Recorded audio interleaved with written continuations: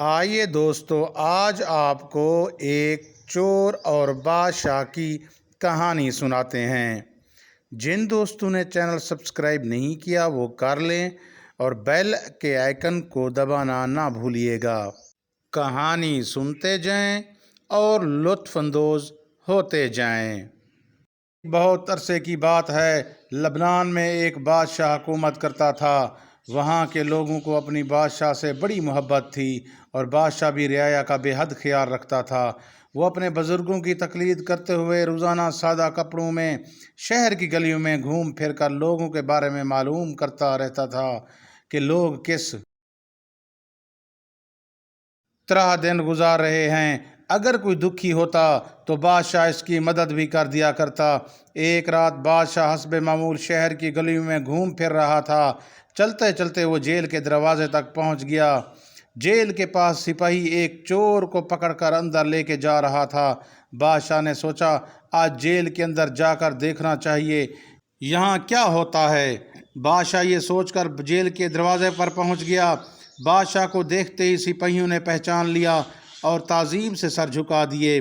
بادشاہ نے جب سپاہیوں کو بتایا کہ وہ جیل کا معائنہ کرنا چاہتا ہے تو سپاہی بادشاہ کو اندر لے کر چلے گئے۔ قیدیوں کو پتہ چلا کہ بادشاہ سلامت خود چل کر آئے ہیں تو وہ سب بادشاہ کے ارد گرد جمع ہو گئے۔ بادشاہ نے باری باری ان سے ان کے حالات پوچھے۔ بادشاہ نے ایک قیدی سے پوچھا، تمہیں کس جرم کی سزا ملی ہے؟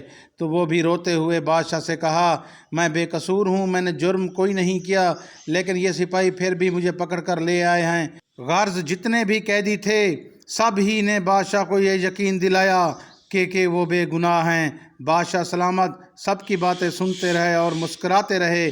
اتنے میں بادشاہ کی نظر ایک ایسے قیدی پر پڑی جو سر جھکائے الگ بیٹھا تھا۔ بادشاہ نے سپاہیوں سے کہا کہ اس آدمی کو ہمارے پاس لاؤ، یہ کون منہ چھپائے بیٹھا ہے؟ جب سپاہی اس آدمی کو بادشاہ کے پاس لائے تو بادشاہ نے پوچھا، اے نوجوان، کیا بات ہے، تم منہ چھپائے بیٹھے ہو؟ اس آدمی نے روتے ہوئے کہا، بادشاہ سلامت، میں بے حد گناہ گار ہوں، میرے گناہ نے مجھے اس قابل نہیں چھوڑا کہ میں کسی کو منہ دکھا سکوں۔ بادشاہ نے کہا، ہمیں بتاؤ تو صحیح، تم نے جرم کیا ہے؟ اس شخص نے کہا، میں ایک اچھا آدمی تھا، ہمیشہ ایمانداری سے کام کرتا تھا۔ ایک دن نہ جانے کیوں میرے دل میں شیطان نے گھر کر لیا اور میں نے ایک آدمی کے پیسے چرا لیے اور یوں مجھے جیل بھیج دیا گیا۔ بادشاہ نے سوچتے ہوئے کہا، یہاں یہ سب بے گناہ ہیں سوائے تمہارے۔ صرف تم ہی ایک ایسے آدمی ہو جس نے اپنے گناہ کو گناہ بتا رہے ہو، لہٰذا اتنے بے گناہ لوگوں میں ایک گناہ گار کو نہیں رکھنا چاہیے۔ میں تمہیں رہا کرتا ہوں۔ کچھ عرصہ گزر گیا۔ ایک دفعہ بادشاہ پھر جیل کا معائنہ کرنے آیا اور باری باری قیدیوں سے ملاقات کی۔ اس دفعہ ہر قیدی نے بادشاہ کو اپنے جرم کی تفصیل سنائی۔ بادشاہ نے یہ سنتے ہی حکم جاری کیا کہ یہ لوگ واقعی گناہ گار ہیں، انہیں ابھی تک شرمندگی کا احساس نہیں ہے۔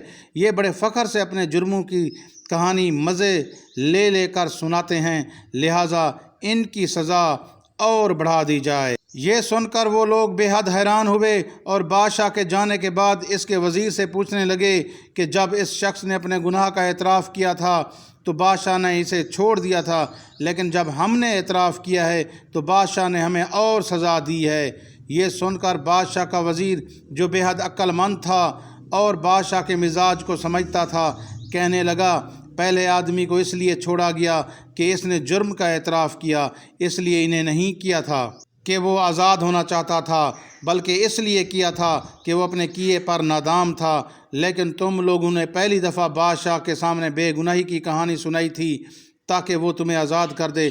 اس دفعہ گناہ کا اعتراف بھی اس لیے کیا گیا کہ شاید بادشاہ تمہیں چھوڑ دے، اس لیے بادشاہ نے تمہیں آزاد نہیں کیا۔ پیارے دوستو، اگر آپ کو کہانی پسند آئی تو اس کو سبسکرائب لازمی کرنا۔ اب ہمیں دیجیے اجازت۔